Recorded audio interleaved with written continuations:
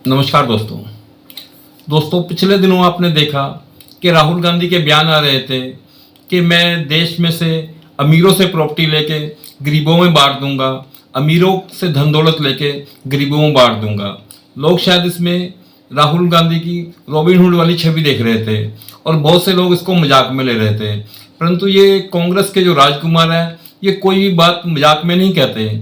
इनके पीछे इनका बहुत शातिर दिमाग चल रहा होता है, बहुत कुछ पढ़ लिख के आए होते हैं, बहुत कुछ सीख कर आए होते हैं अपने आकाओं से, जिसके तहत ये इस तरह की प्रतिक्रियाएं सी देते हैं।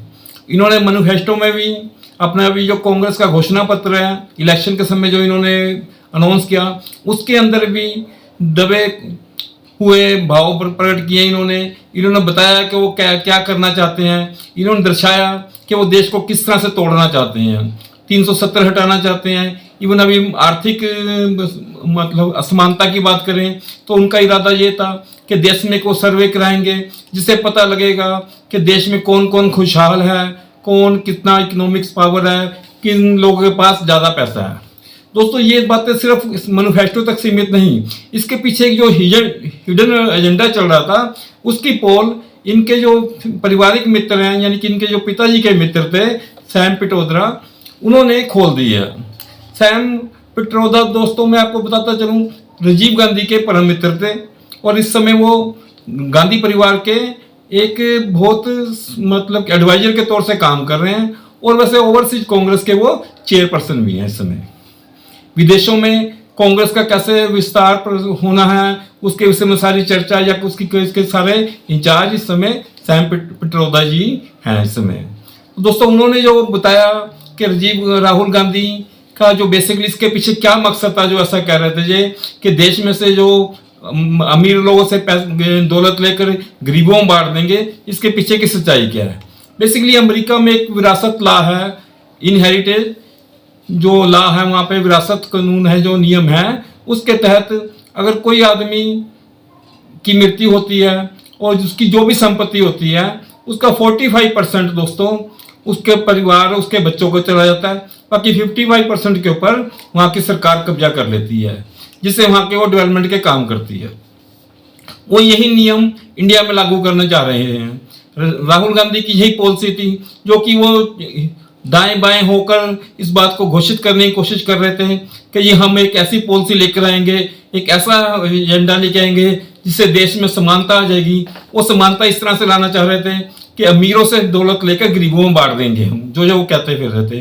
लेकिन दोस्तों आप देखिए कि आपने सारी उम्र, कि आप किसी भी वर्ग से आते हैं, आपने सारी उम्र एक मकान बनाया और जब आप नहीं रहे, आप सोचते कि मेरे परिवार इसका इस्तेमाल करेगा, मेरे बच्चे इसका इस्तेमाल करेंगे।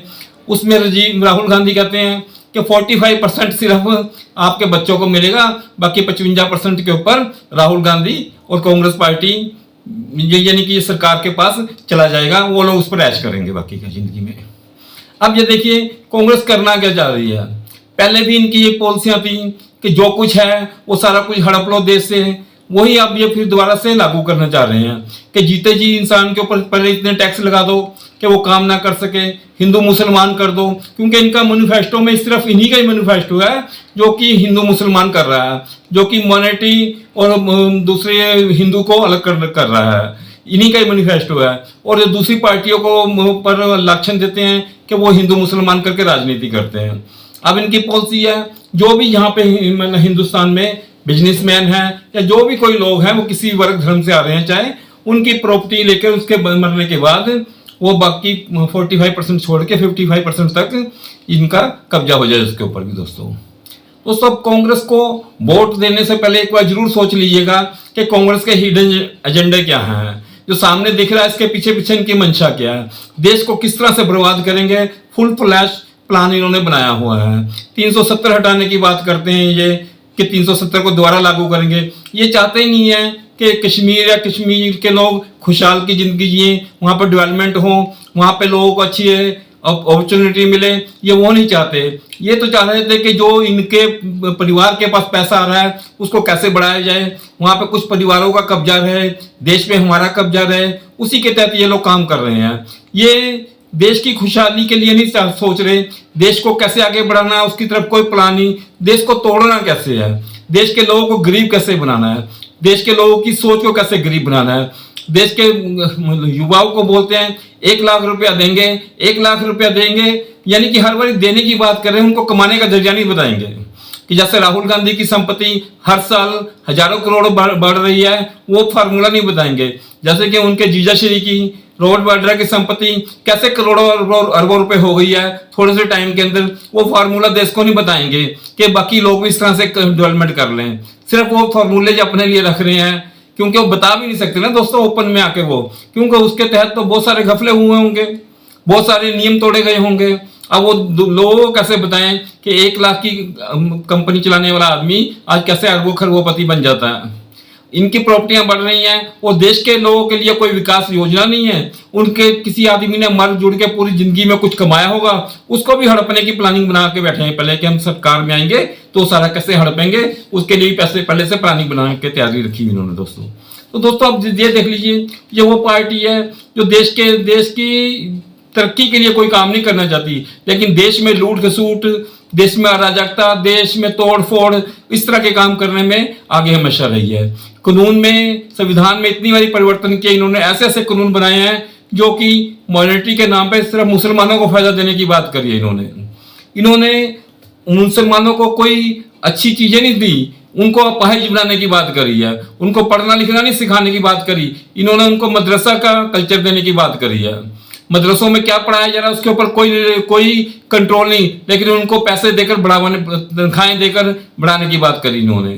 तो ये देश में किस तरह का फर्क है।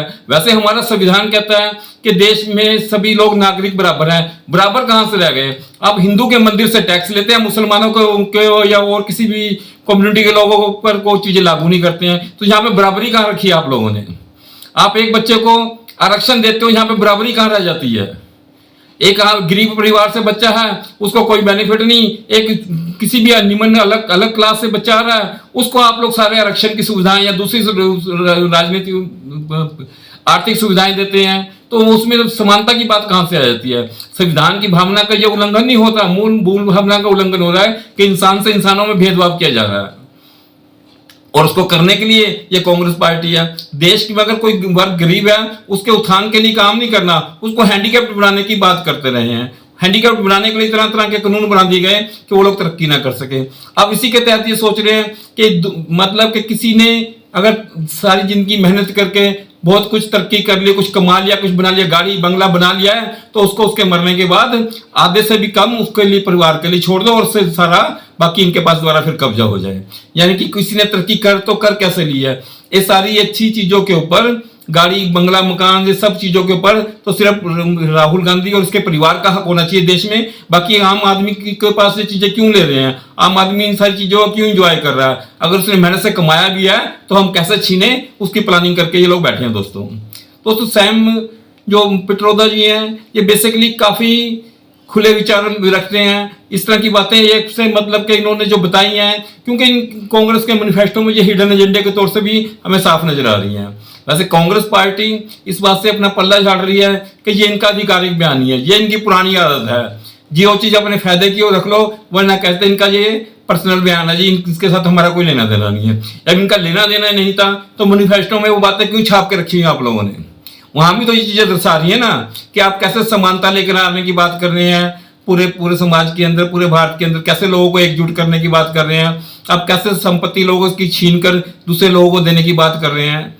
आज एक भाई काम कर रहा है, दूसरे भाई को अपनी प्रॉपर्टी तो अगर उसने अलग से बना रहा है तो उसमें तो जितना पिता का है प्रॉपर्टी है तो बराबर ले रहे हैं। नहीं तो कोई अपनी प्रॉपर्टी बना रहा है तो आप तो वो भी चाह रहे हैं कि वो कोई किसी का हक नहीं, जो बनेगा वो सरकार के लिए बना रहा है वो, इसका मतलब तो ये हुआ। तो दोस्तों ऐसे उल्टे सीधे पहले भी कानून लेकर आते रहे हैं ये लोग, और आगे भी इसी तरह के कानून लेकर आने की बात कर रहे हैं। देश के लोग चैन से कैसे रहे ना रहे उसके लिए पूरी प्लानिंग करके बैठे हैं। राहुल गांधी को अगर देश में अगर ये पार्टी दोस्तों ना होती तो देश हमारा बहुत खुशहाली की जिंदगी जी रहा होता। देश में इतने बड़े घोटाले करने के बाद, देश के लोगों के अंदर इतने बड़े विरोधाभास पैदा करने के बाद ये अपने आप को बिल्कुल भी दूध का धुला हुआ समझने की बात करते हैं कि हमें तो बिल्कुल देश के लोगों के लिए भलाई के लिए काम कर रहे हैं। जबकि देश को तोड़ने के लिए, देश के लोगों के अंदर घृणा पैदा करने के लिए कोई भी ये मौका नहीं छोड़ती दोस्तों पार्टी। तो दोस्तों अब वोट आ रहे हैं तो एक बार सोच के डालिएगा वोट, ऐसी पार्टी को वोट दीजिए जो देश के हित के लिए काम कर सके, देश को तोड़ने की प्लानिंग ना करके बैठी हो, या जो भी आपने कमाया है वो आपसे छीनने की प्लानिंग ना करके बैठी हो। आप सोच रहे थे कि आपके बाद आपके बच्चे ऐश करेंगे या आपकी पत्नी या परिवार के काम वो संपत्ति आएगी, वो सारी राहुल और सोनिया के काम आने वाली है। ये बात को सोच लीजिएगा वोट डालने से पहले आप एक बार। मिलते हैं दोस्तों अगली वीडियो में, तब तक आप अपना ख्याल रखिएगा। नमस्कार दोस्तों।